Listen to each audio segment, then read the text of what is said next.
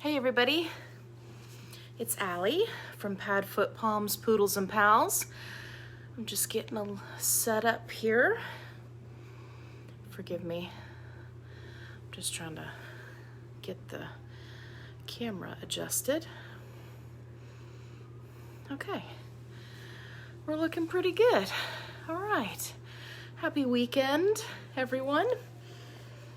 So, while I wait here. Okay, it looks like we've got somebody who's joined. Got a couple of people. Hello, everyone. If you will do me a favor. Hey, Jennifer said hi. Thank you. I was just about to say, if you'll do me a favor and comment down below, that way I know the comments are working. So, hey, Allison's here. Hi, guys. Man, it's going to be a great episode today. I got all my favorite people. Fantastic. I love it. I hope you guys are having a great weekend. Sorry, I'm moving you all around. Just trying to get situated here. Of course, I was perfectly situated, right? Ready to go. And then I was like, oh my gosh, I just remembered something that I wanted to cover. And so then I had to jump up, move everything out of the way. Okay. Man, I hope that's not going to go off every 5 minutes. Okay. That's my alarm to remind me that I have a live session. Allison said, let's talk about poop and eggs. Well, listen, it wouldn't be a live session if we didn't talk about poop. So somebody has to bring up something about poop. Otherwise, I think we'll be jinxed or something. I mean, we talk about it every time. Hey, Wendy says, good morning from California. Good morning. I hope you guys are having good weather over there. In California. I actually used to live in California, just random side note.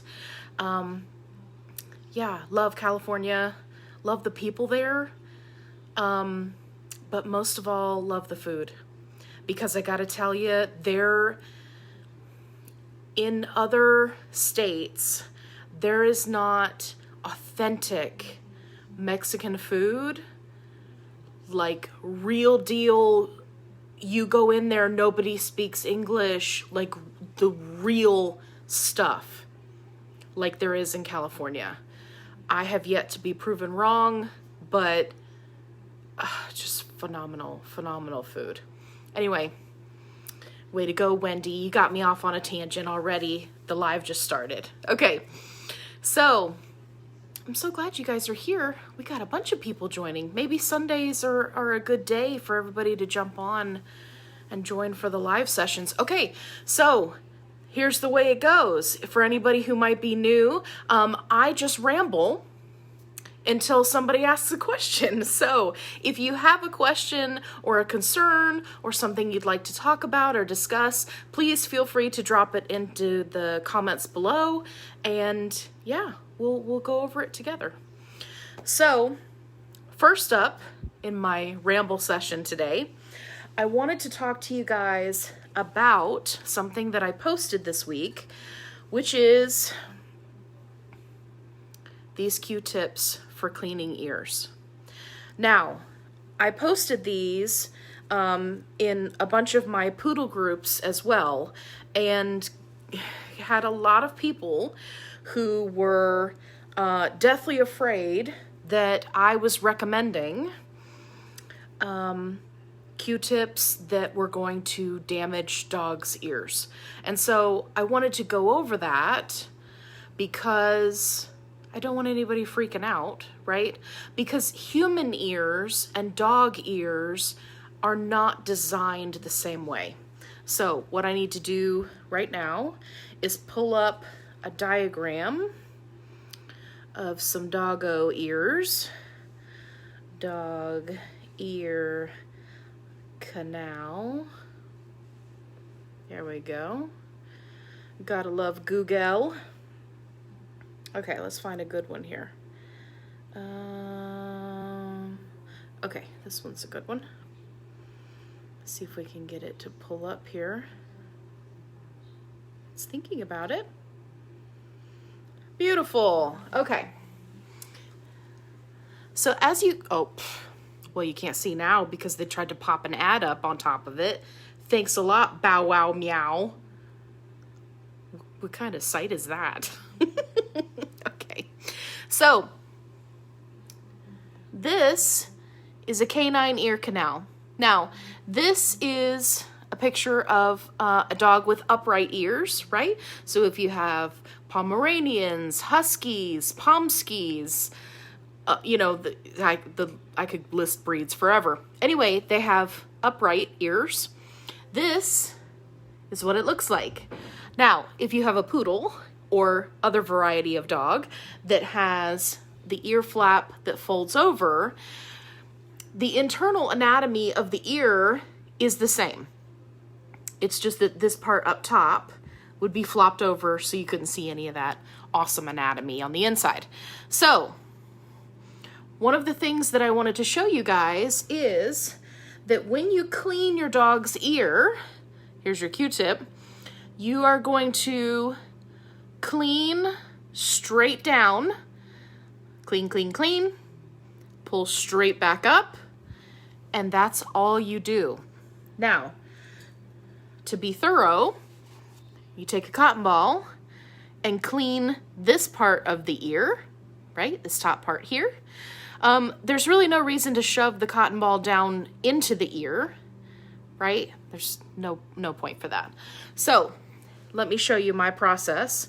And this is what I was taught to do for my poodles, both by my vet, and then my groomer also corroborated the story. So you take your ear cleaner. This is from the vet, but you can use any number of ear cleaners.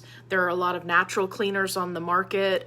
Zymox is a good one. I have some links in my recommendations with links file. So if you're looking for something easy, you can click, get it on Amazon, go for it.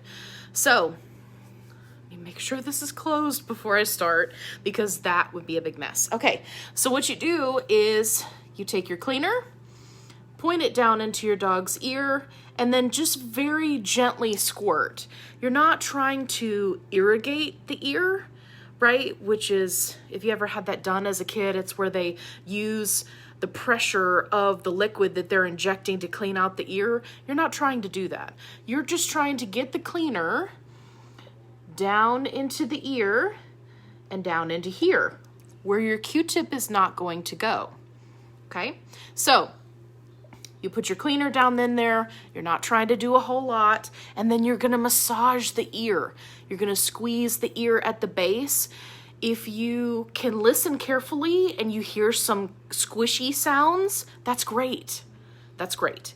So squish, squish, squish. What I recommend is you do both sides at the same time with the cleaner. So cleaner in, squish, squish, squish, cleaner in, squish, squish, squish, then let your dog go. And what your dog is going to do is they're going to shake their head, which is great because,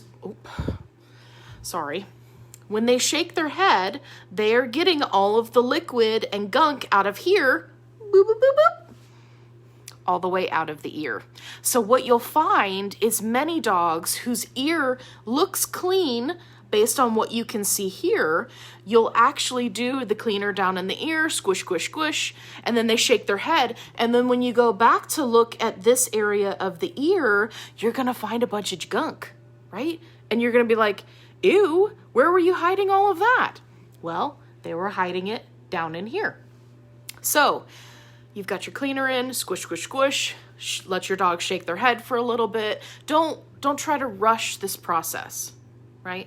Make sure you have treats on hand. You want everything to be very positive, because if not, especially if you have a poodle, they will begin to associate your cleaning supplies with utmost worst experience ever, and they will run from you. So make it a positive experience, lots of treats, play with a toy, let them shake their head a little bit, right? Now you're gonna go into step 2. Step 2, you're gonna take your Q-tip straight down, always straight down, not at a side, not at a 45-degree angle, straight down. As long as you go straight, I know I look ridiculous with this Q-tip, going straight down. As long as you are going straight down, you could go straight down as far as you can possibly go. You are never going to hit the ear canal because their ear is shaped like an L. So you will only ever get to this point. If you turn at an angle, right? Okay, I hope I'm back. I had to turn off my alarm. I'm sorry. Can you guys still see me? I hope so. It still says I'm live. Let me know if you can see me. Okay, we got a thumbs up. Okay, great. So, as long as you go straight down, you're okay. Now, you go straight down. Okay, thank you, Heidi. Awesome. Okay, you're gonna go straight down, turn with your Q-tip, pull straight back up, right?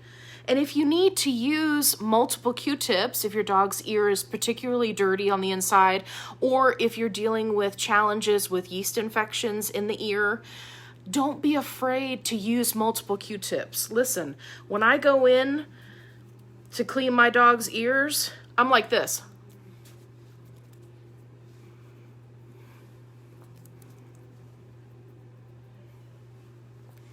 Right? I'm just going through Q-tips because the more you can get out of the ear, the better off they'll be. And these Q-tips are cheap, super cheap.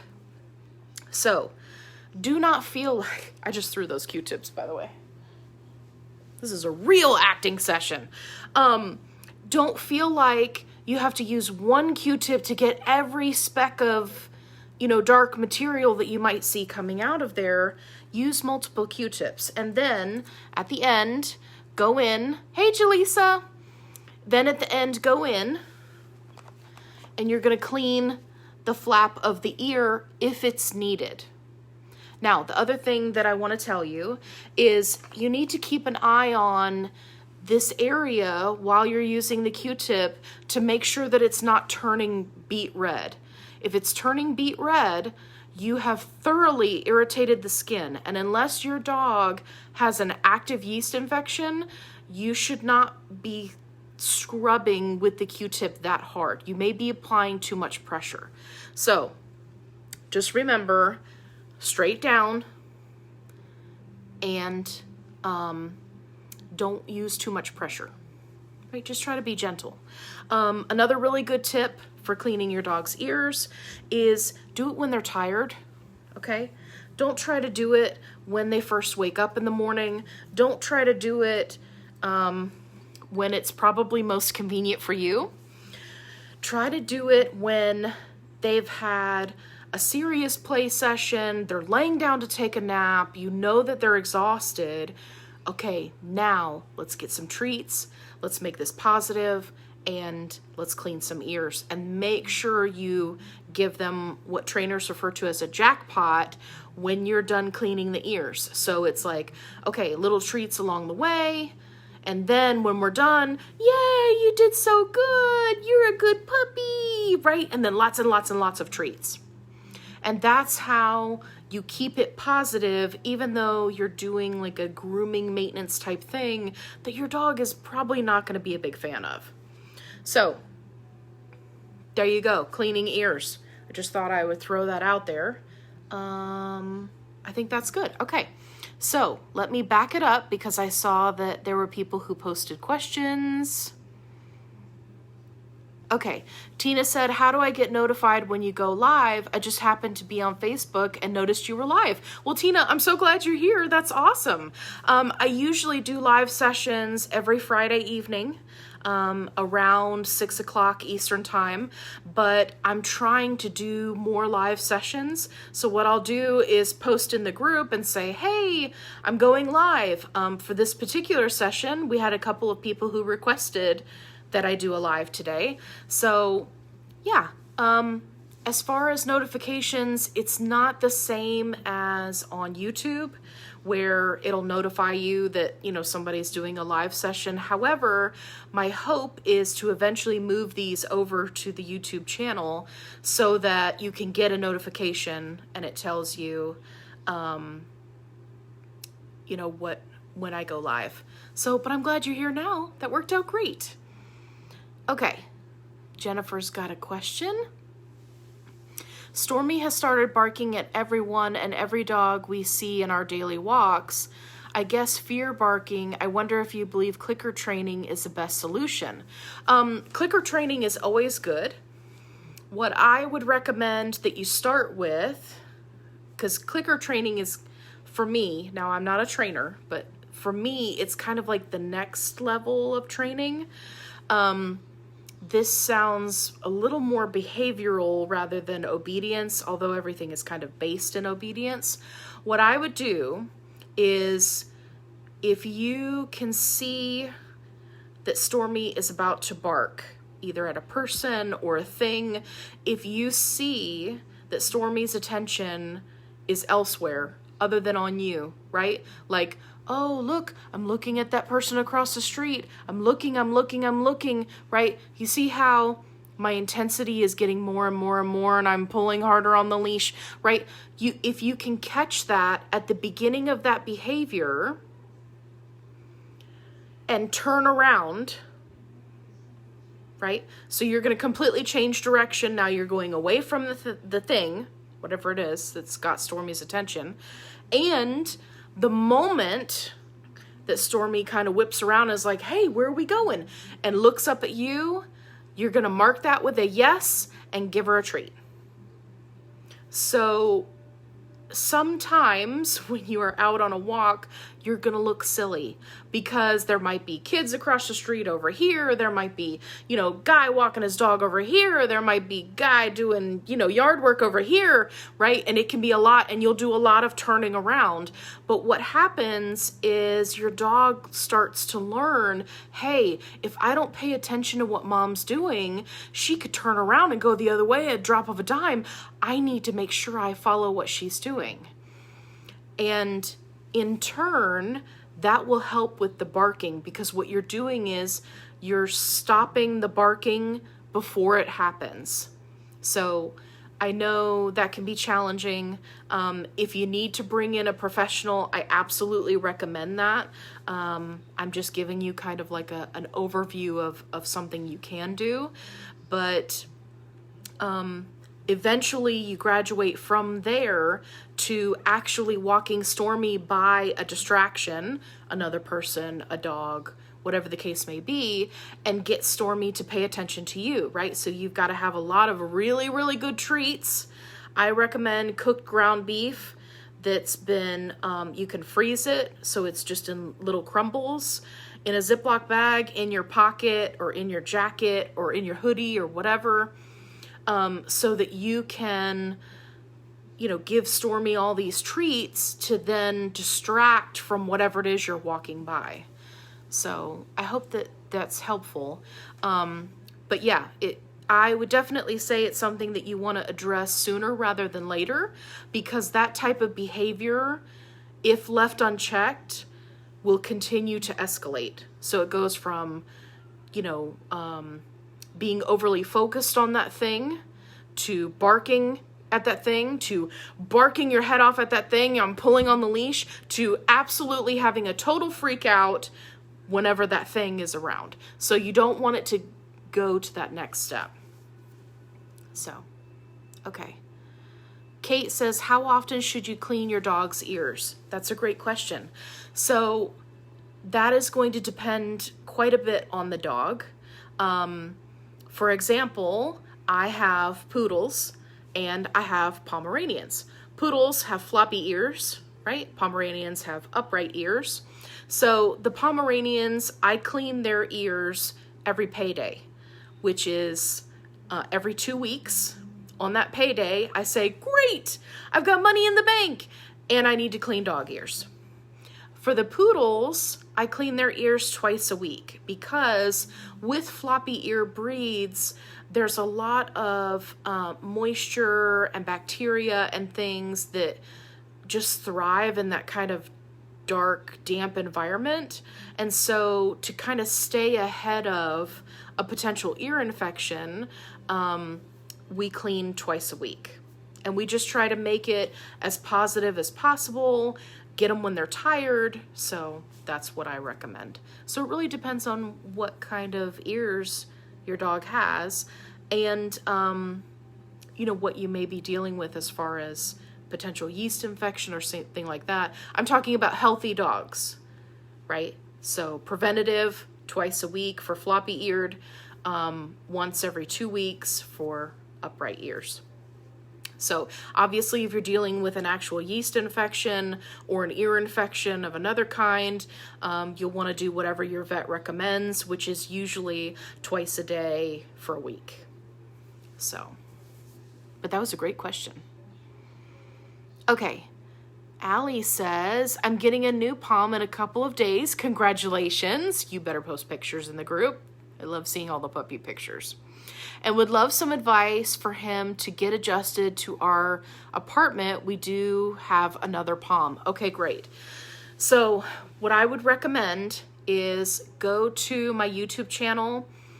It's going to be in the older videos. There were some of the very first videos that I did. I have a very, very entertaining video about introducing a Pom puppy to an existing dog in the home. I give you various scenarios for, setting up your home, getting the puppy acclimated, how to introduce them to your other dog in your home. It's also very entertaining to watch. I'm not going to ruin it for you, but you should definitely go watch that video.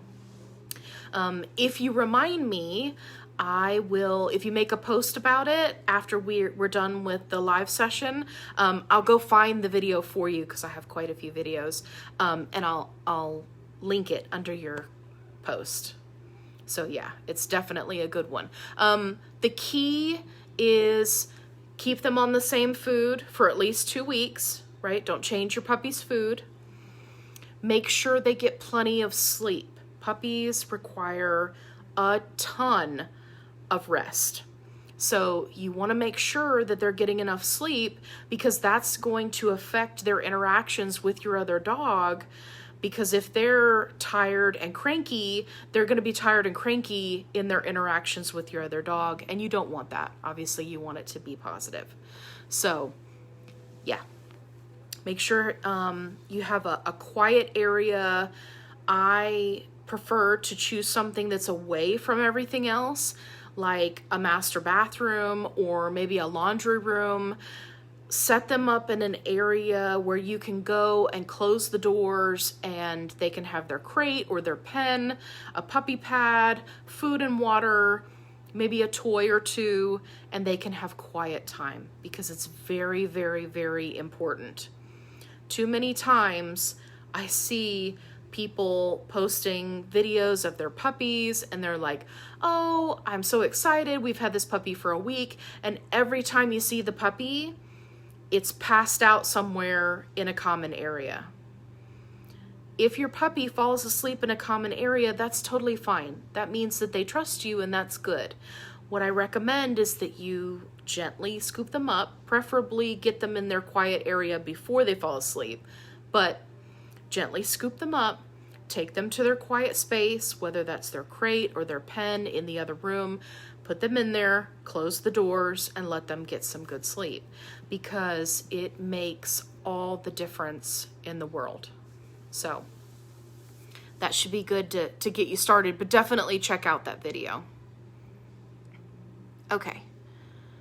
Whitney says, very interesting. I will take a look into it. I work as a nurse practitioner in a human ENT office. Very cool. And we were very anti-Q-tip.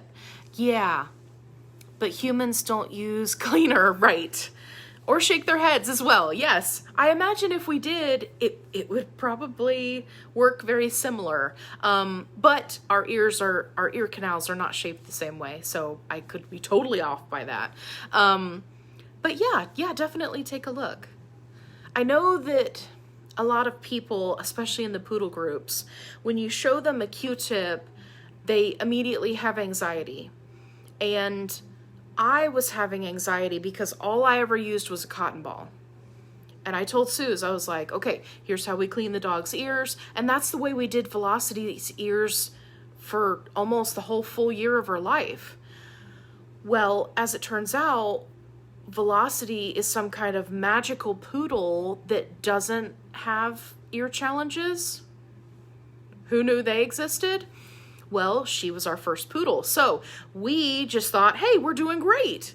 Well, then we got Sega, and Sega needs a Q-tip down in there to be able to get stuff out. So it just depends on the dog. Every dog is different.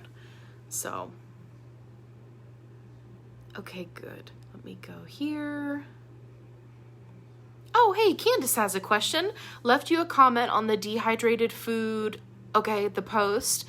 If it's balanced, then adding in other stuff, does that make it unbalanced? That's a very good question. Which dehydrated food? You'll have to remind me. I'm so sorry. Candace, remind me which post you're talking about on the dehydrated food. If it's balanced and then adding in other stuff, does that make it unbalanced? Okay, so with things being balanced, it's very tricky. You can have a complete and balanced food and then add meat on top of it, which would then create food that is unbalanced. And what that's referring to is not so much the vitamins and minerals part of food formulation. It's talking more about the ratio of calcium to phosphorus. So it really depends on what you're adding to the food. Many times you can get away with adding 20% or less of an additional meat, fruits and veggies, right? Kefir, goat's milk, eggs, all of these things. If it constitutes 20% of the food or less, the amount of imbalance is really going to be negligible. It's not going to be that much. But that's why they say, if you're going to do, say some people do 50% raw DIY and 50% kibble. Okay, well the kibble in and of itself is complete and balanced. But if you're going to do 50% raw, then that raw recipe that you're using also needs to be complete and balanced. So I'm not sure, but remind me which post you're talking about with the dehydrated food. Hi, Jacqueline. Hey, Valerie's here. You have to turn on notifications. Facebook gives notifications also. Hey, there you go. Well, Valerie just schooled all of us. Thank you so much for that. I had no idea. Okay, I know what I'm going to do when we get off of here. Turn on your notifications. Okay, great. Jacqueline says, do the chicken feet or rabbit ear chews smell bad? Thank you. Okay, so here's what I have noticed. Chicken feet, if they are raw or dehydrated or freeze-dried, do not smell. When they're raw, if you get them right up to your nose, which I don't recommend that you do with raw meat, they can smell, I don't want to say rubbery because that's not the right term, but there is a scent. So we'll just put it at that. It's not bad, but there is a scent to me. Now, with rabbit ears, I haven't noticed any scent at all. And I've used rabbit ears from commercial companies. I've used rabbit ears from, small town companies that just dry them out. They've still got the hair on them and everything. I haven't noticed any scent with those. So yeah, those are good. What I have noticed a scent on, since we're on this topic, and it's an awesome question, Jacqueline, thank you for asking it. Bully sticks that are full bully sticks definitely have a scent. You can get the low odor kind. For those of you who don't know, bully sticks are bull penises. I know everybody freaks out. They're like, what? Yes, it's a dehydrated penis. Tell your friends. Okay, so They take the urethra out. That's actually the smelly part. So that's why low odor bully sticks are more expensive, because that's an additional process. Just in case you were wondering, or if that comes up as a trivia question when you're out with your friends, you will be able to get that question right, and you're welcome. So yeah, so bully sticks can have a scent. Hoofs of any kind are fine coming out of the bag, but as they start to chew them, oh dear Lord, it can be bad. Buffalo scapulas have a scent. It mostly just smells like dirt to me, if that makes sense. It's not particularly bad, but if you're not prepared, you'll be like, why does it smell dirty in here? It's just a buffalo scapula while they're chewing it. I'm trying to think. Any of the dehydrated wings or necks or things like that, none of them really have a scent. What else? I can't think of anything else. Anyway, okay, that was a great question. Okay, Michelle says, my Leo licks his paws excessively, trying to nail down if it's an allergy or his nerves. I thought it was chicken, but I removed it and brought it back into his diet, and he did okay. He does it when he becomes very anxious. Any suggestions of calming supplement? Okay, so there are a couple of things that I need to know here. One, how long did you remove the chicken from the diet? Because this is very common. It doesn't necessarily mean it's a chicken allergy. It could just be an allergy in general. So there are a number of grains and starches that can cause your dog to have a reaction like this. But if you didn't figure out the cause and treat the feet and get all the way clear to stage 1, which is, clean feet, not chewing the feet, and then introduce chicken back in, then you can't know for sure if it's chicken. So I hear you say that it can also be something that's an anxious behavior. What I recommend is that you wash your dog's feet, and only their feet, not their whole body, in an antibacterial, antimicrobial soap.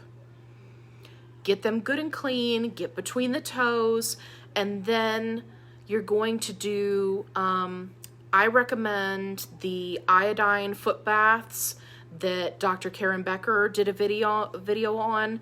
They're fantastic. They work. I will warn you, if your dog has light hair color, sorry, I'm just getting situated here, then it will do some light staining to their fur. It's not a bad thing, but it may be a temporary thing that you have to do in order to get Leo back to a place where he's not constantly chewing his feet.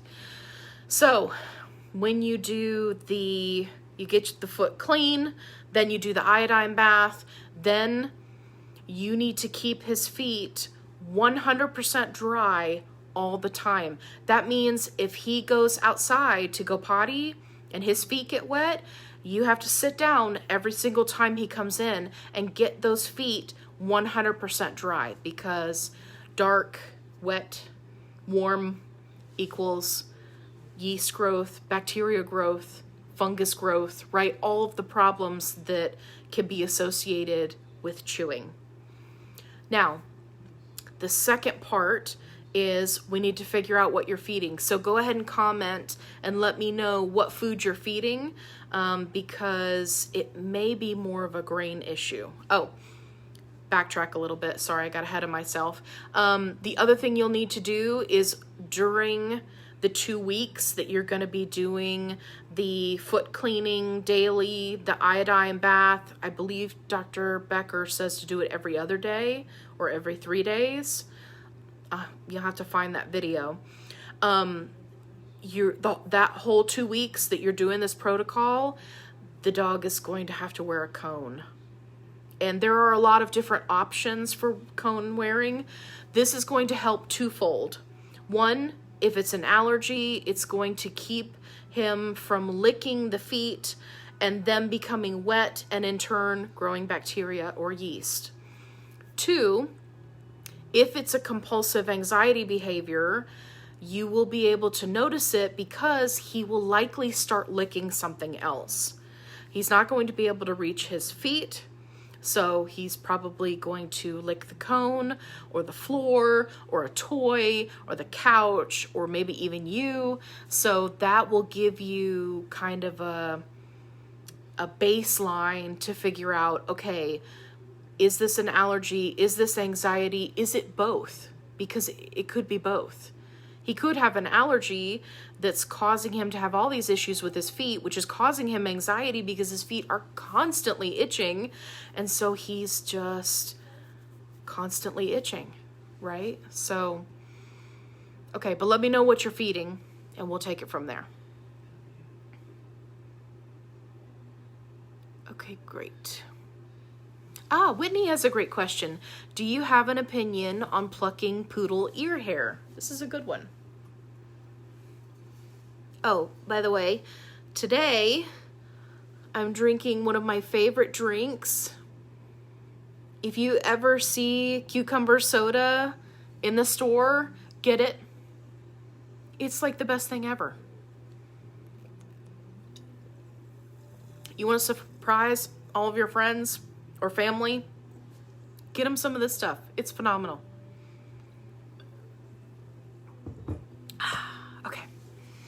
Okay, so poodle ear hair. I am of two mindsets when it comes to poodle ear hair. There are some poodles, like mine, Kennedy, for example, who see fit to grow an entire forest of hair in their ear. I don't know why she's decided to do this. I don't know what it is in their genetics that just go, hey, let's fill up this ear with hair, right? It's out of control. So for those poodles, plucking can be the difference between constant ear infections and, getting that relief. Now, I have other poodles, for example, Shazam, who has almost no ear hair, thank God. And his ears are very easy to clean and to keep clean, and he has zero problems whatsoever. So for me, it's like if you don't have a problem, he does have some hair, but not a lot. If you don't have a problem, then a preventative cleaning schedule, like I was talking about earlier, would probably work just fine. The only thing I will say is if you don't do ear plucking, then you will want to be very careful with your Q-tip. When you go straight down, just do a swirling type motion. Don't do a twisting motion.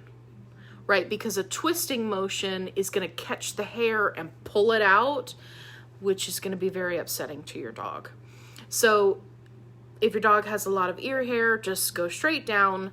You'll do like a little, around the ear canal and then straight back up. But don't like yank it out, just in case there is any hair that's wrapped itself around, just kind of bring it out gently. So, yeah. Hey, Anthony's here. He said, hi, Allie. Hello. Jazzy's embark test is coming tomorrow. Great. Any tips on doing the actual test? Yes. I have a video. I believe it's called Optimal Selection Genetic Test. If you remind me, I'll link it for you. And I go through step by step everything that you need to do. I actually purchased 3 embark kits myself, so I will be filming a new video showing you how to do the embark kits, but the process is relatively the same. Important things to note: you want to make sure that you read the instructions, and whatever length of time it says that your dog needs to have not eaten, right? Like, it says wait 4 hours after eating or something like that. Make sure you follow that. That goes for treats, that goes for food, that goes for a bone, right? You just need to keep that in mind. A lot of times the easiest way to do it, not really for you, but for the sake of eating, is if you do it first thing in the morning when they wake up, before they eat, assuming that you don't keep your dogs in an area where they have a bowl 24/7. If that's the case, then obviously pick that up the night before so that they can't eat all night. That way you could just go ahead and do the cheek/gum swabs, right, and go on. So, but yeah, I think it'll be good. And I'm sure that when you get the results, it'll be interesting to see what it says, both genetically and for coat color, which is always fun, because then you have to go and figure out all the different alleles and what they mean, and it's like, what?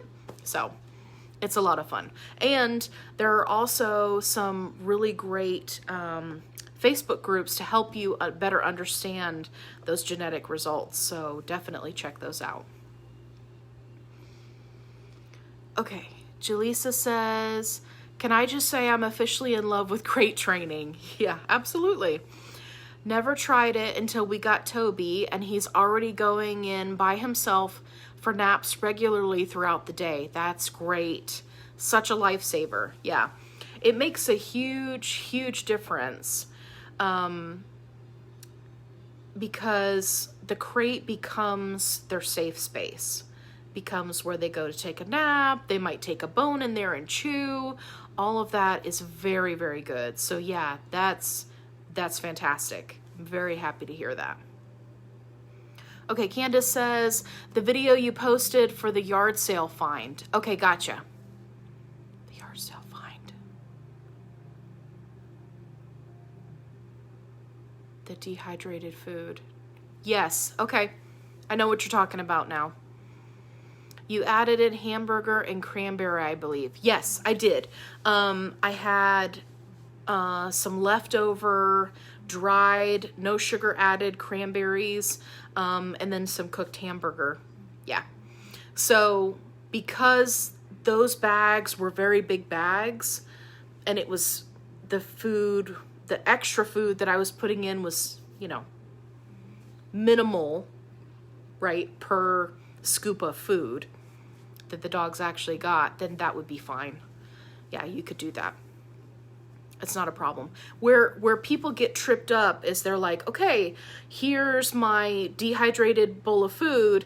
Now I'm going to add a big handful of, cooked ground beef, and I'm going to add a chicken foot, and I'm going to add a big slice of liver, and I'm going to add a kidney, and I'm going to add cranberries and spinach, and right, that you can take it too far, and now you're like so far out of the scope of what was balanced before, right? And that's where people have a tendency to get a little carried away. But yeah, you should shoot for 20% or less when you're talking about meats, starches, grains, things like that. Fruits and vegetables, there's a little more leeway. Those are usually much lower calorie, less problematic. So, okay. Jaleesa said, other than chicken feet, what are some good edible bones for small pups? Toby is currently eating a mix of Stewart freeze-dried and All Provide raw, although he's very picky with the raw for some reason. I just want to have some safe, raw, meaty bones on hand to get him chewing more. So, Jaleesa, definitely go check out. I have 2 documents in the files. One is bones, and one is healthy chews for dogs, I believe are the names. And if you go and look at those, it gives you a whole list of options that are great. One of them, specifically at the bottom, I did a whole section about bones for small dogs or puppies. So definitely check those out. I mean, you could do necks, wings, either chicken wings, turkey wings.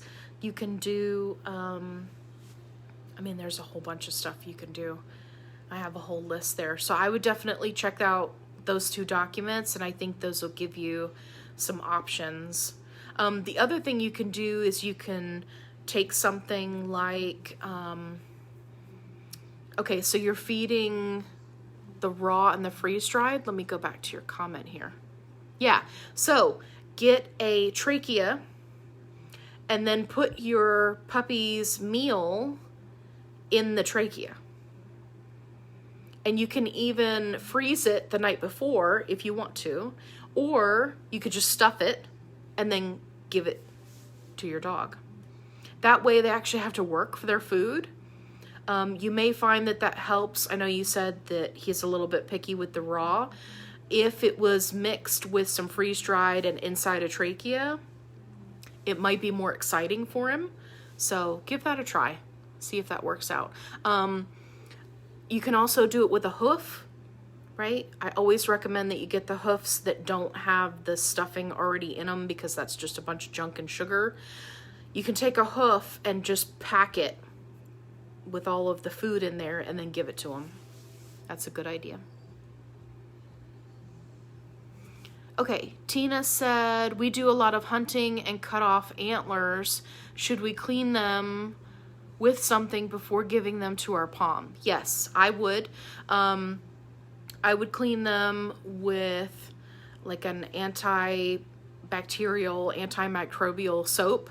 Let them sit in the sun if you can help it, and then rinse them thoroughly, scrub them thoroughly, and then possibly even do a wipe down with vinegar and then rinse them again.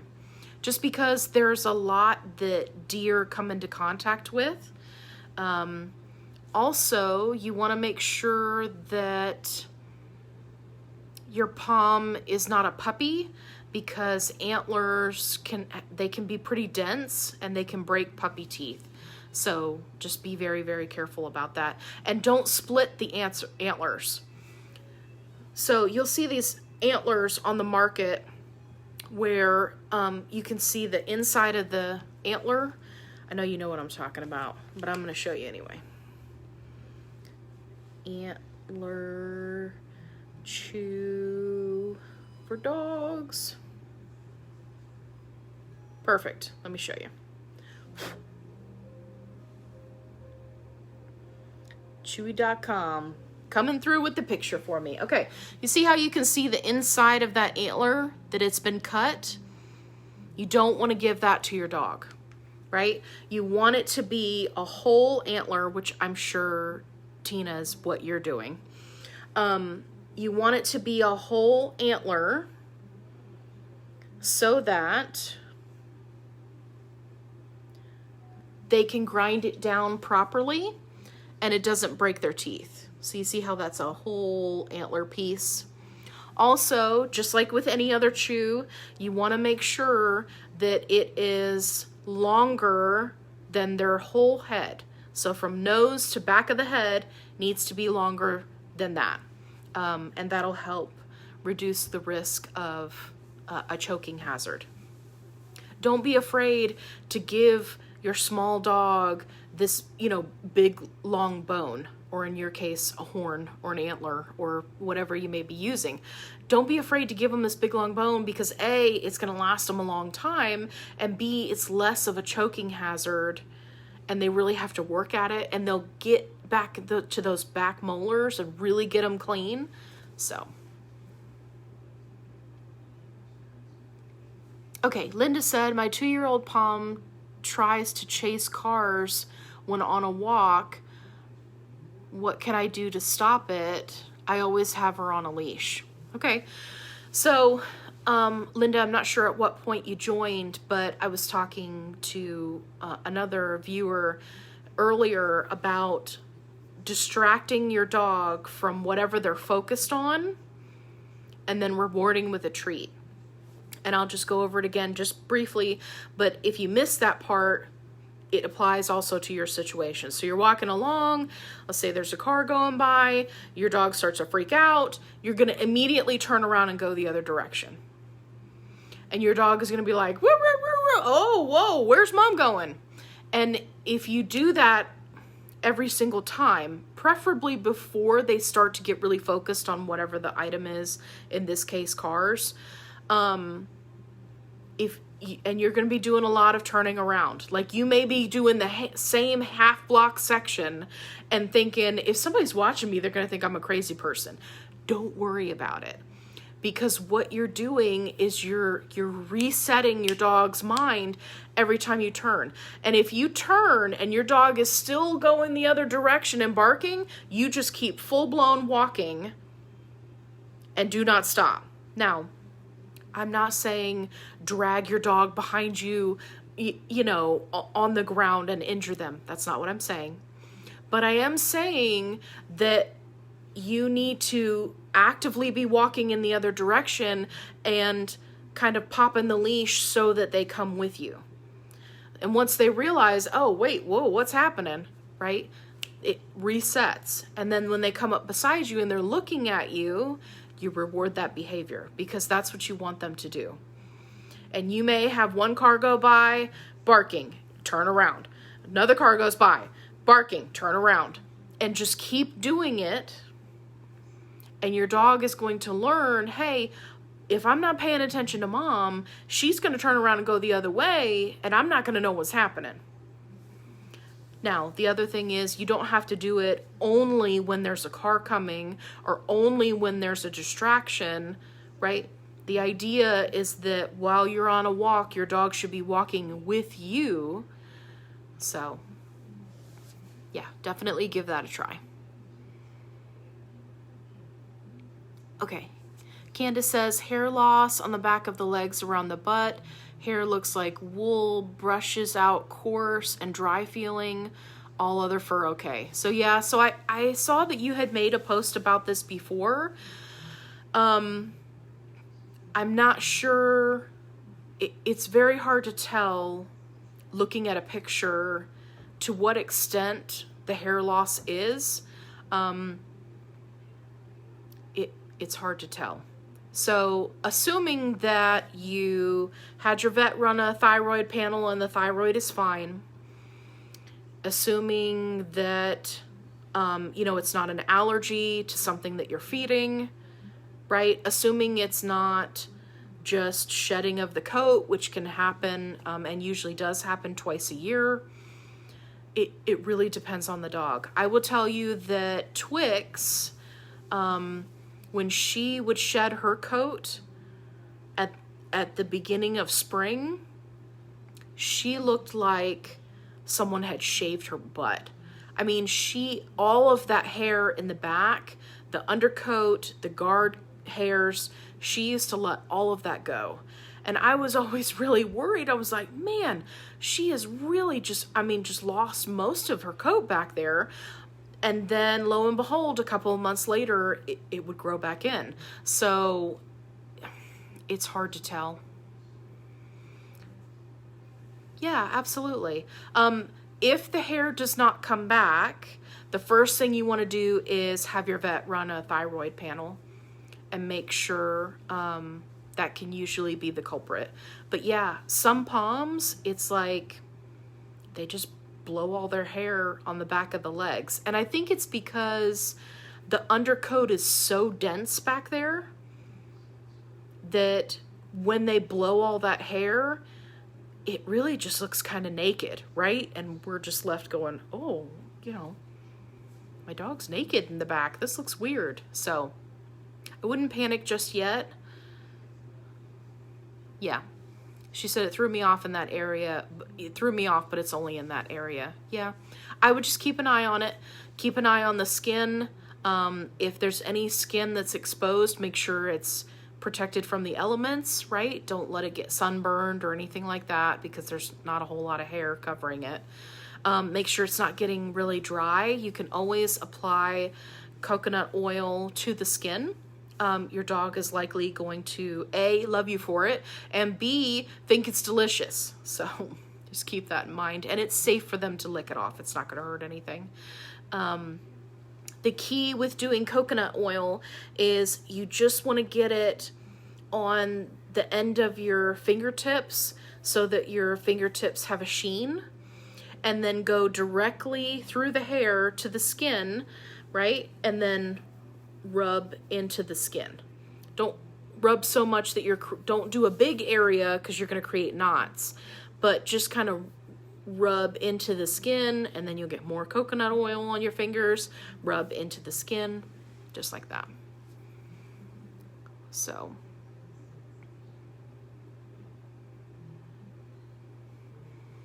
okay, Michelle said, thanks for taking my question. I would definitely do the foot baths. Yeah, the betadine / iodine, it's a type of iodine, foot baths works great. Find that Dr. Karen Becker video, because she walks you through how to dilute it, how to put your dog in it. Like, she walks you through the whole steps. It's fantastic. I feed Leo, Stella and Chewy raw coated kibble during the day, and I prepare home cooked food for dinner. Okay, that's good. I switch between chicken, grass-fed beef or lamb, occasionally liver, with a small amount of brown or white rice, vegetable, squash. Okay, I would leave out the sweet potatoes. Definitely pumpkin. Pumpkin's good.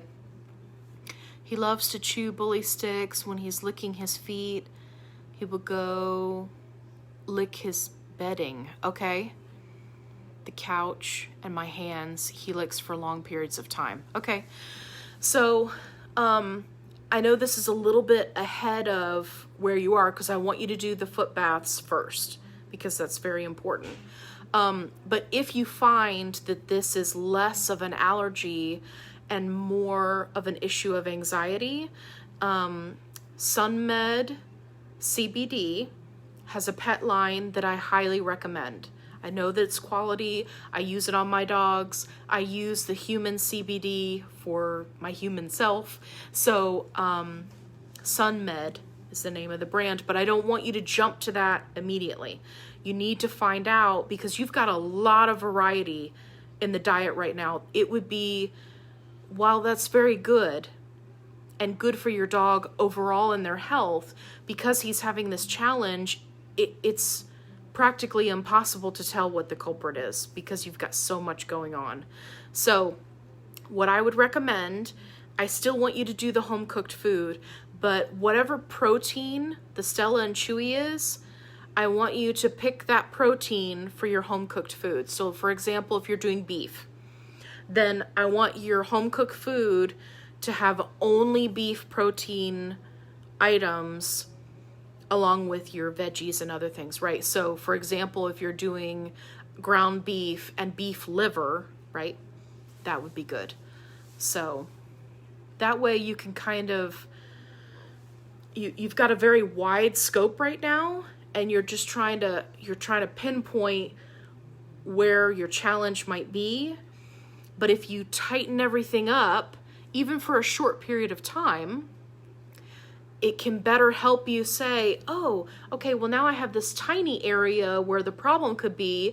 Maybe it's this or this. You see what I'm saying? And so that can help you kind of narrow it down so that you can figure out what the issue is.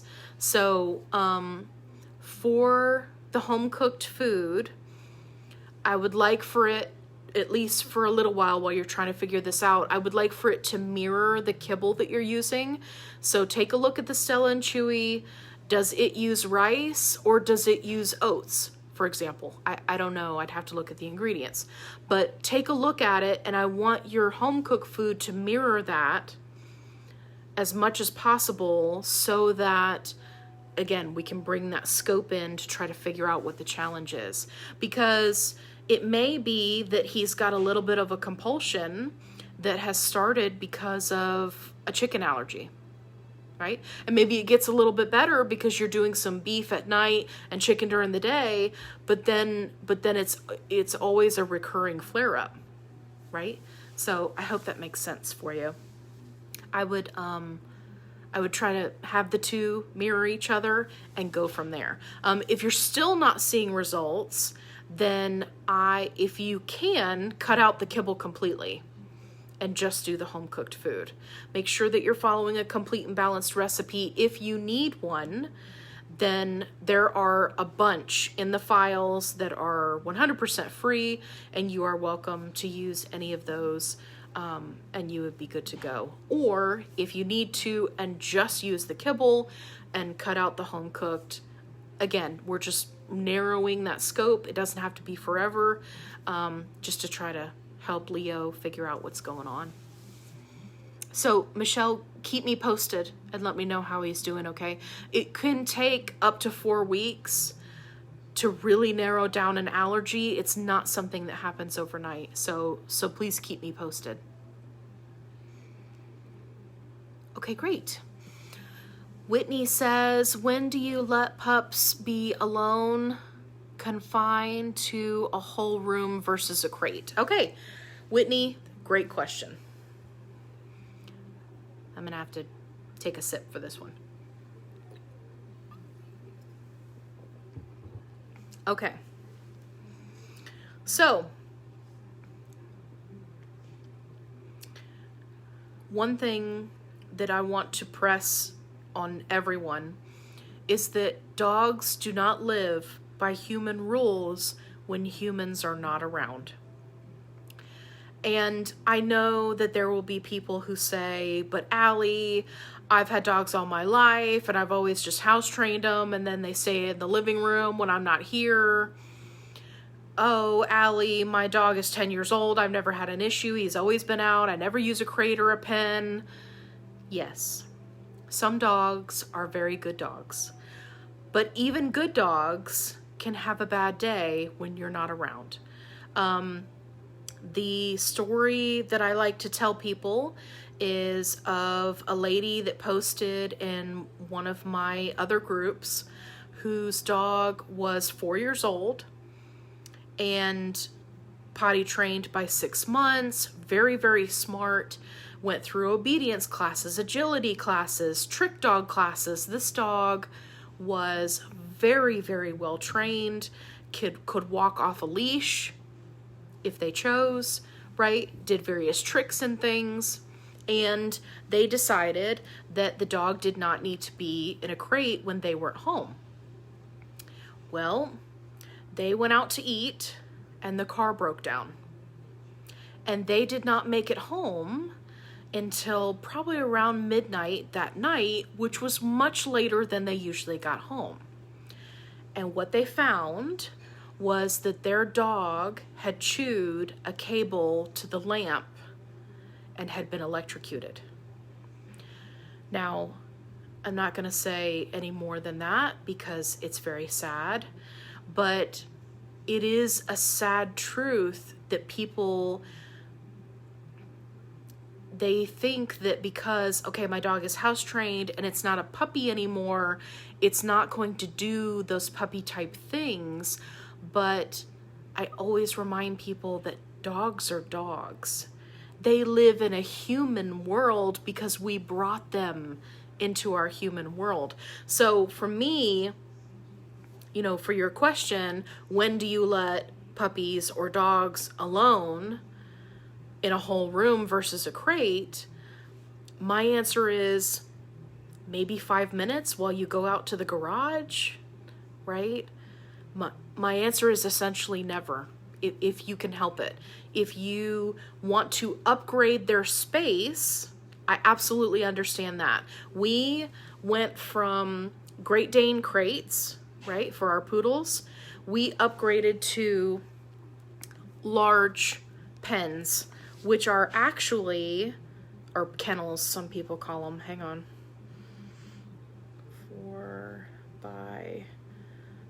4x4 kennel.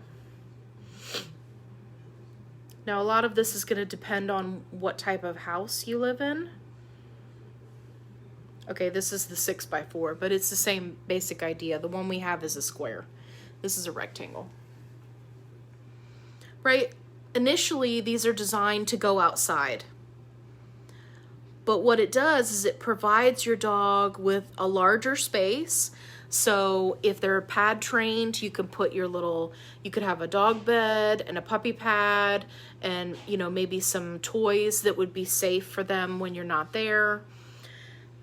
That sort of thing. If you're wanting to give them a bigger space.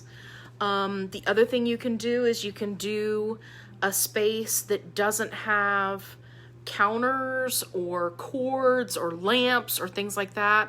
Like if you have a large laundry room, you could gate that off and put the dog bed in there and let them have a larger space. I think those are about as far as I would take it. Even then, a bored dog can chew, you know, molding around the bottom of a room or a door. I've seen dogs that, full-grown adults, not puppies, that have chewed through a door to get out. So anyway, that's kind of my stance on it. As our dogs got bigger and I was able to save up the money to purchase all of the pens. I have a whole video about what it used to look like. Everybody had pens, but they were much smaller. So when we upgraded to the bigger pens, it was really, really nice for the dogs because they can stretch out. They can, you know, play with a toy or chew a bone, right? If I'm in there cleaning and I've got them in their pen.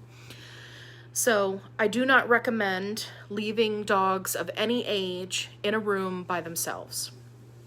Now, the other story that I will share, there was someone in our group whose dog, again, completely house trained, no issues. It was an adult dog, jumped off of their bed because they kept them in a bedroom, not in a crate, jumped off the bed and broke their leg. And unfortunately, the dog was laying there, right, with a broken leg until that person got home.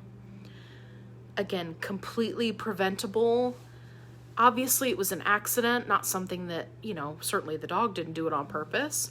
Certainly the owner didn't know. They had left them in the bedroom for years before that, never had an issue.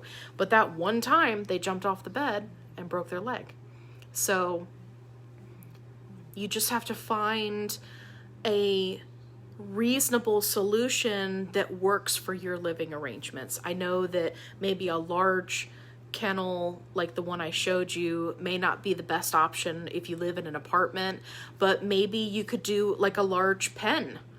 You could do a playpen. They have those huge play yards that people use for their babies, right? They're human infants.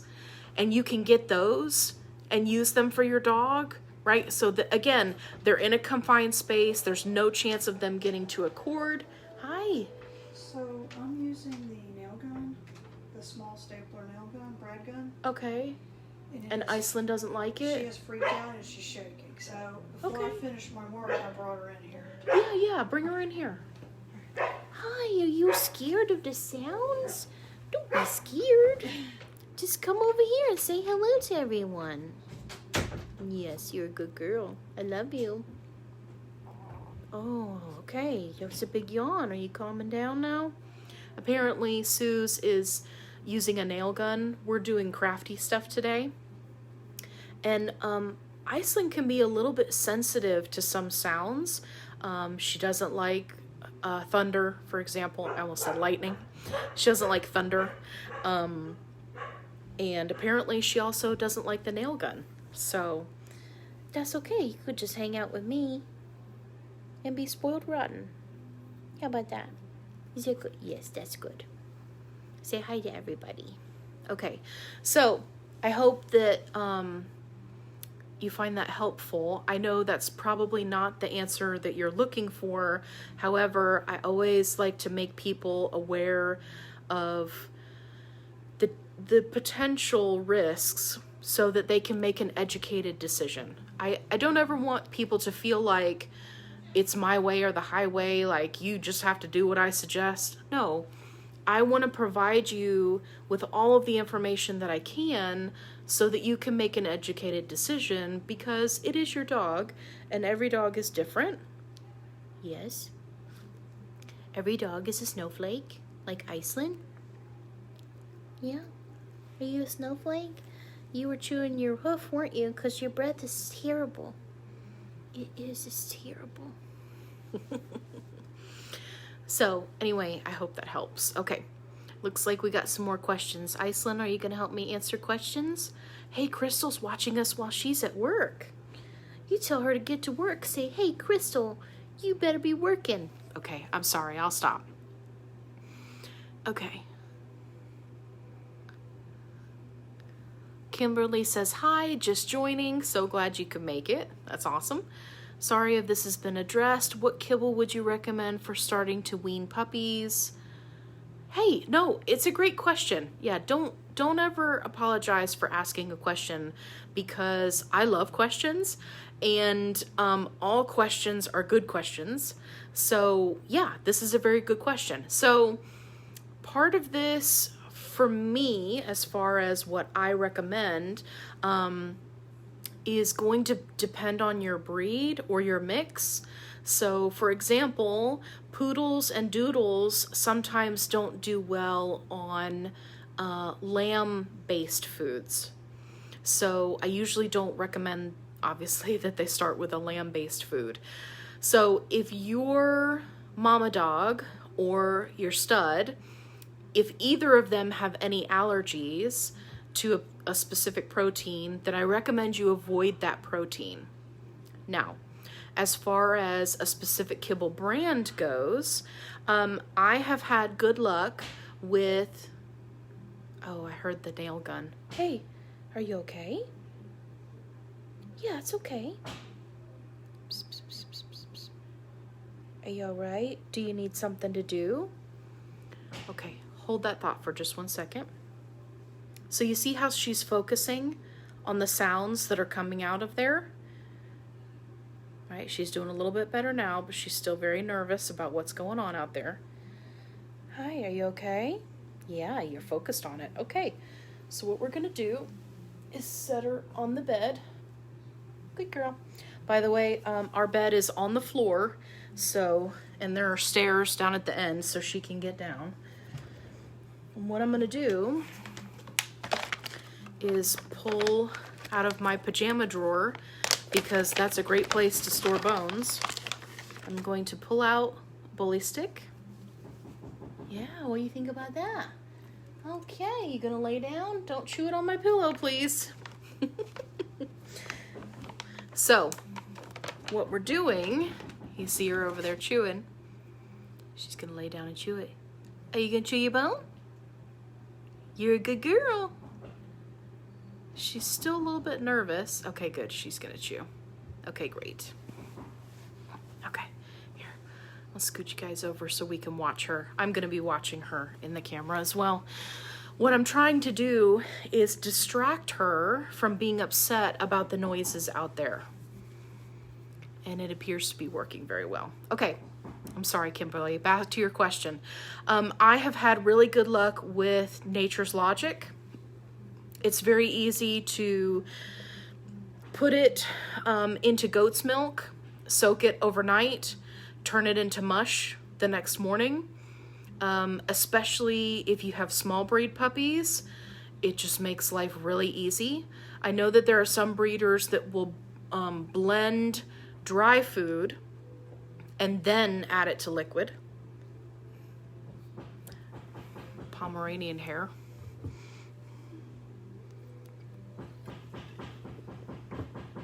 Story of my life.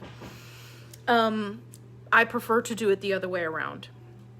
So very easy. You can just put the kibble into a container, into a Tupperware container, fill the Tupperware container up with goat's milk, let it sit overnight, and the next morning you just scoop it out and mash it with a fork. It's very easy. So that's Nature's Logic, and they have a lot of protein sources that you can choose from. I usually recommend that people not start with chicken, especially if you're weaning puppies, because chicken has a tendency to be one of those things that causes a lot of tear staining, which can be challenging for puppies if you're trying to, you know, take pictures of them for potential puppy parents and things like that, you know, if they've got the tear staining. So Nature's Logic. Another one that has worked really well for weaning puppies is the Only Natural Pet Max Meat, which is actually a jerky style food. Isom, where are you going? Well, she didn't like that we were watching her, so she turned her back. So the Only Natural Pet Max Meat, I sometimes call it Meat Max because I think that sounds better. In beef. It's a jerky style food. It's very easy to break it up into little pieces. I find that with litters of puppies that I have used that food, that they transition from a mush to a jerky style food easier. So that's also a really good option. What are some other good ones? I've really just had such good luck with the Nature's Logic. I have a tendency to gravitate towards that one.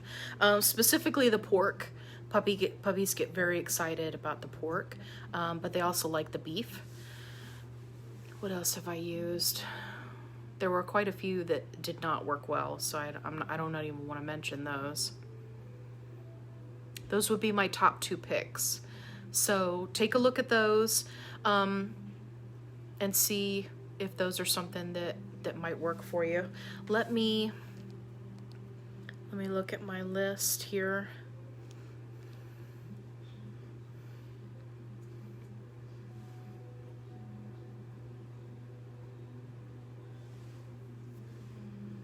Stay with me. Okay, hey, side note, let me show you all how to, if you don't already know, how to access the recommended food list. So it should be the very first post that you see in the announcements, right? You got our big stop sign.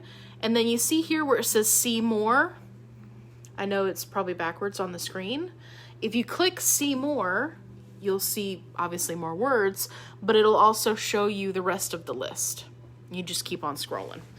So let me go back up here.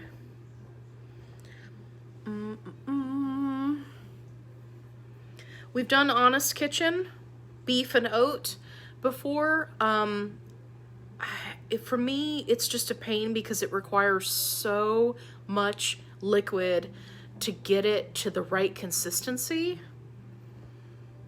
But that is one that we've used before.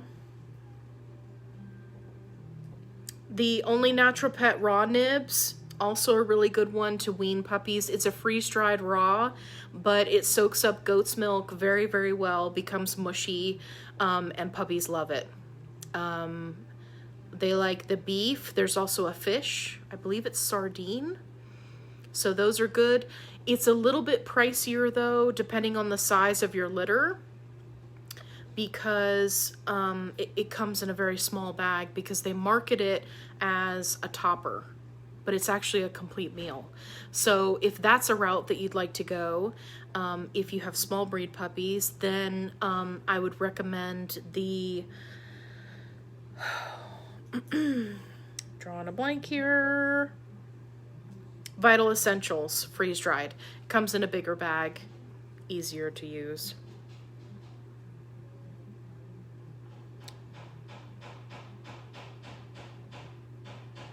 And that's it for stuff that we've used. Of course, we've done raw and things like that, but you were specifically asking about kibble, so I was trying to tell you in the kibble and freeze-dried range. Okay, great. All right, Crystal's got questions. She's watching at work. Okay.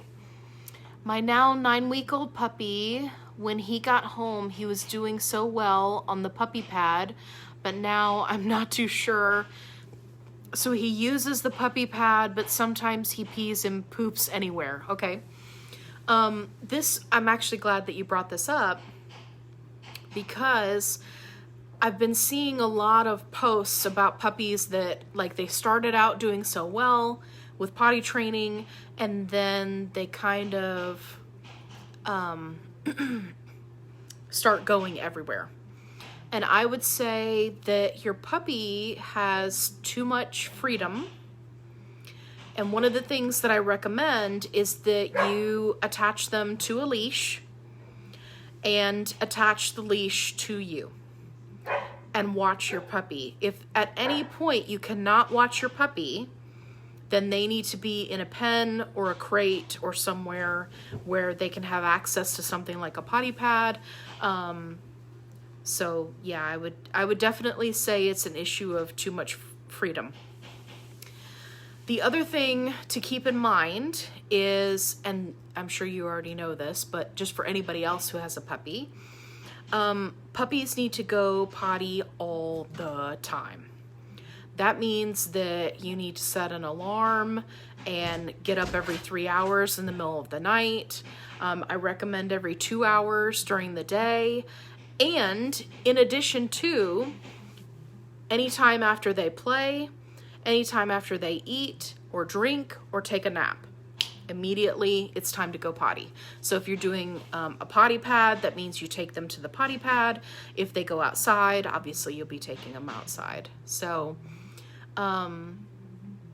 just be patient. I know that sometimes it can be frustrating when they first start out and it seems like they're doing so well.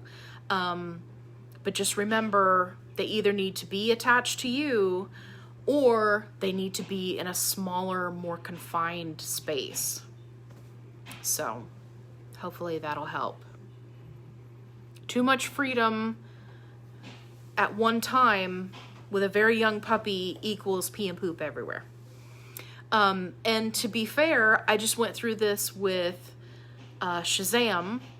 He was doing, just spot on perfect with potty training for weeks and weeks. And then he had, what did I give him? A buffalo scapula. He had his first buffalo scapula.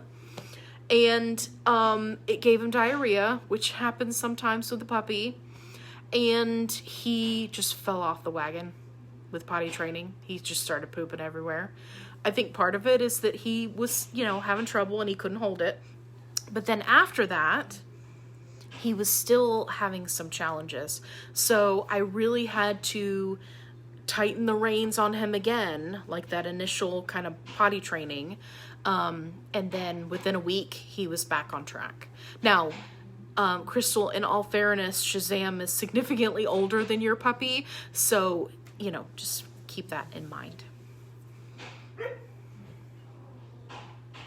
Okay, Whitney says, love the playpen baby pen idea, but didn't know if a big standard poodle would knock it over or just jump over. Okay, Whitney, forgive me, I don't remember if you said how old your poodle is. Can you let me know? Your question is too far back. I can't scroll up to it. Let me know how big or how old your puppy is. That'll give me an idea of the size. And let me bring up a picture for you to show you what I'm talking about. This is why I have my iPad here, so I can show you guys things. Okay. Let's do Facebook Marketplace. Baby pen, playpen. There we go.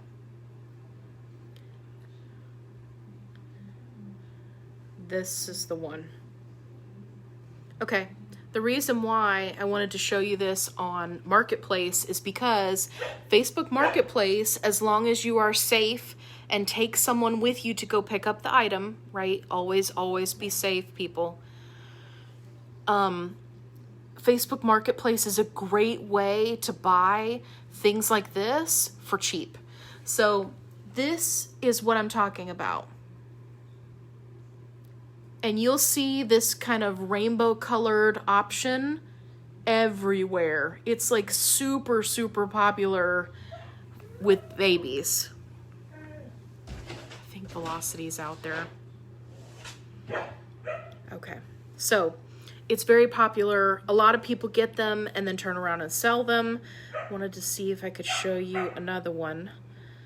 Okay, this is very similar. This is taking me to a site to purchase something.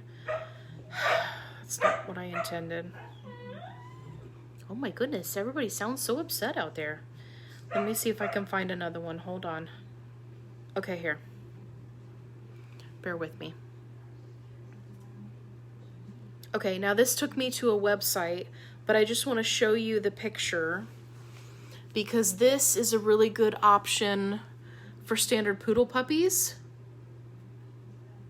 And it comes in various colors. You don't have to get the basketball hoop, obviously. But what I specifically want to show you with these, because you were talking about you're concerned your dog could knock it over. Here, let me point with my Q-tip. Okay, if you look at the corner here, you see this little gray piece? That's actually a little plastic L-shaped piece. It's like a bracket that goes down on top of these two pieces, this gray piece and this white piece, and it holds them together at the corner. And you'll see there's one here and one here. There's one at all of the joint junctions, right? And then obviously it's got the little door in the front. Now, depending on the size of your puppy, this may not work once they're, you know, like 6 months old, obviously, because then they can just jump out. So this could work probably until they're about 4 months old. But yeah, it's got the little door. Oh, the other thing I wanted to point out is you see how, oh, where's my pointer? Here we go. You see how these slots are horizontal? I'm sorry. Brain fart. You see how these slots are vertical? You want the slots to be vertical, whether you're choosing this pen or another type of pen, because if they are cross-hatched or horizontal, then your dog can get their feet into them and climb out. So if you go for an option like this, you want to choose something that's got those vertical slats. And again, your standard poodle puppy eventually is going to get too big, but this could be a good option to kind of get you started. So, and like I said, you can find those super cheap on Facebook Marketplace. So definitely check that out.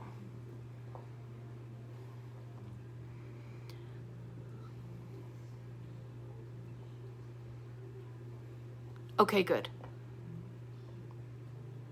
Oh, good. Okay. So Whitney said that the puppy was born 2 weeks ago. Congratulations. And she's picking her up in April. That's fantastic. I would be on the hunt on Facebook Marketplace for one of those pens. And since you don't have the puppy yet, that's perfect. Go ahead and find one now. Try to get a good deal. And that way, when you bring your puppy home, you can immediately get them used to it, because if you're bringing home a new puppy, however you have them set up from the start kind of sets the stage. That's velocity. Sets the stage. I'm going to have to get her. Hang on. Hold that thought. Here, you can watch Iceland. Iceland, keep them entertained.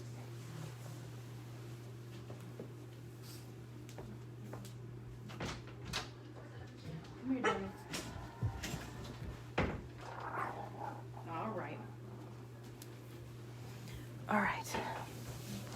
Hi, I love you so much. Okay, no Q-tips.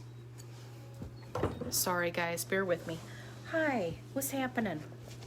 I love you. Yes, I love you. No bite. Okay, give me 1 second. Let me pick up my stuff here. Iceland, you stop. She's not anywhere near you. Come here. You want to chew? Here you go. Hey, go get on your bed. Get on your bed. No. Come on. Velocity. Hey, come here. Go get on your bed. Hey. Trying to keep her separate from Iceland. Hang on. Hey, go get on your bed. Yes, good girl. Yes. Lay down. Lay. Yes, good girl. Okay. Can you see her?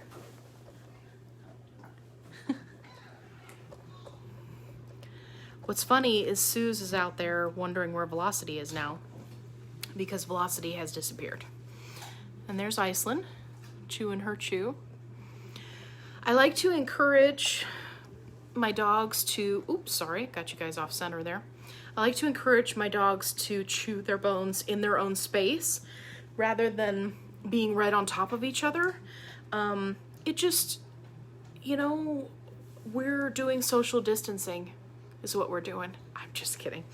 I find that it's good for them to have healthy boundaries, and getting too close to somebody else while they're chewing their bone is a boundary. And it can also lead to dogs arguing over a chew or stuff like that. So that's why I had her go lay down on her bed. I don't know what's happening out there. Suze is tearing the house down. Okay. There's Iceland. She's doing good. Okay. Let's see. Okay. Okay, Crystal said he does have a lot of freedom, but I'll limit that. Yeah, just kind of pull him back in. A really great exercise to do with puppies is to sit on the leash, which is a very popular training technique. It's where you've got your dog on a leash. They've got enough room where they can, you know, lay down comfortably beside you, but that's pretty much it. And you are sitting on the leash. And it actually teaches your puppy to be patient, to be close to you, and to be calm. So that could be a good option for you. Okay, number 2. She says, I live in San Antonio, Texas, and I'm not sure if you heard with what happened in Texas. Yeah, the snowstorm. So Ozzy was on raw, but every store ran out of any meat, so I had to put him back on kibble. And like I've said before, he does not eat it, and to this day, there still isn't meat. Yeah, so this was actually the problem that I ran into with COVID. Because of where we live, not only was there a paper towel and toilet paper shortage, but there was also any kind of meat shortage, which sucked. So I really feel for you being in Texas with the snowstorms right now. I would say that anything you can get a hold of for a topper, so bone broth or any kind of broth that doesn't have onion in it. Eggs are a great topper. You just smash the whole egg into the food and mix it around. Goat's milk. I don't recommend cow's milk. It'll just give your dogs diarrhea. You could do kefir. You could do, cook up. No, because there's a meat shortage. Hang on.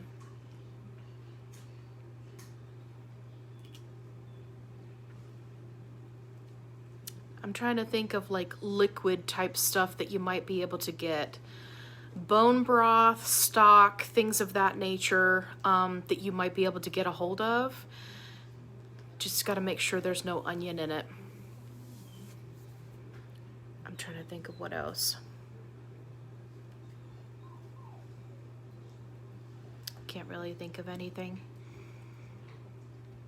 I do have some videos where I talk about various things that you can purchase to add to food, but I'm not sure that would do you any good. When you go and look at the meat section of the grocery store, see if there is any type of cheap items that you could add to the food, like Usually there's an abundance of gizzards, like chicken gizzards. You could cook those or even give them raw and chop them up into little pieces and mix that into the kibble. Add some hot water, right, and make it a little bit soupy. Or maybe you could do that with some broth. Maybe that would help. So, fingers crossed. Stay safe in the storm. I know it's pretty rough.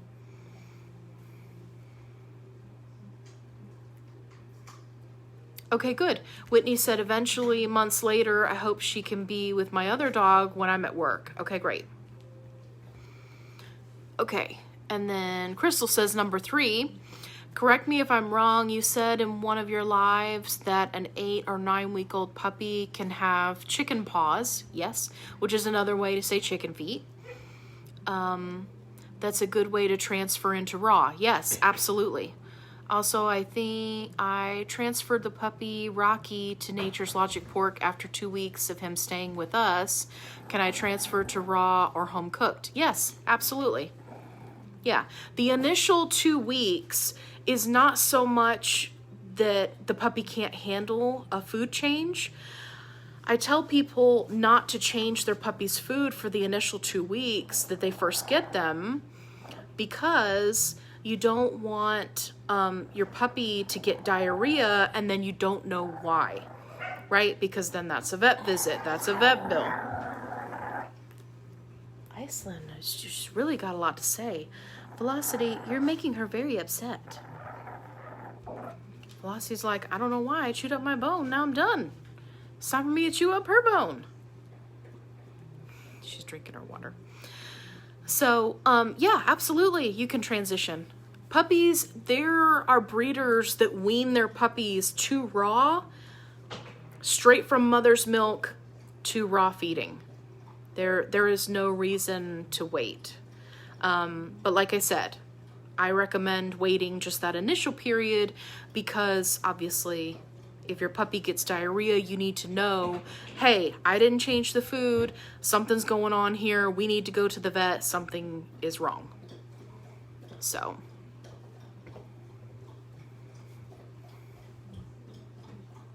Okay.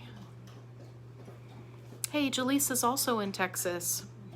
You guys are getting hit by the brunt of all the craziness. Crystal says, oh yes, I forgot to mention I transferred Rocky slowly like you have shown us. Great. Yeah, absolutely. You can do a lot with a slow transition. You can add in pumpkin or pumpkin powder. You can add in... There she is. You can add in slippery elm powder. That will help kind of ease the transition as well. So since he's on Nature's Logic Pork, when again do you think I can transfer onto raw? Whenever you want. It's totally up to you. I'm assuming with all of your challenges that you're having right now with getting a hold of meat, you maybe after the storm would be a good plan. You can plan ahead. But yeah, you can transition them to raw. It's no big deal. I have had puppies in the past that just did not do well on kibble. Didn't matter which protein I used. So we transitioned to raw very quickly. Whenever they're stocked up. Yeah, absolutely. Yeah, whenever things get back to normal, after your Snowmageddon, then yeah, absolutely, you can transition them. Hey, Velocity, you want to come say hi to everybody? No, don't look at Iceland. You're making her mad. You know, she's a prima donna. She's going to get up there, watch. She's walking around the side.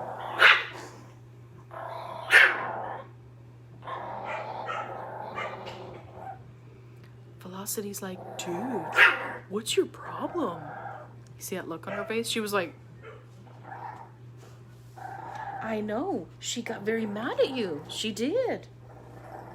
You were looking at her bone and she didn't like it. Okay. All right. So it looks like we have got to the end of our question list. So if anybody else has a question, then absolutely put it down there in the comments. Otherwise, I'm gonna wrap this up and head back out there to my crafty projects. Hey, Velocity, come here. Why don't you come here? Don't look at her. Come here. Good girl. He's a good girl. Here, do you want to show the people how you do some tricks? Do you want to show people how you do tricks? Come here. Woo! Oh my gosh. I dropped you guys. Are you okay? Okay, you look okay. Here, Velocity, can you shake? Yes, good girl. Can you do a high five? Yes, good girl. You're so smart. Yes, you're so smart. I love you. Oh, no. We don't like that. We don't like it. Yeah. I know, you just want her bone. You can't have it. You had one. That's more than everybody else has had out there. This is called reasoning with a poodle. What do you think? No, don't put your foot on me. You're so silly. You're a good girl. Okay. Okay. Pam said thank you very much. You're very welcome. Whitney said thank you too. You're very welcome, guys. Okay, so if we don't have any more questions,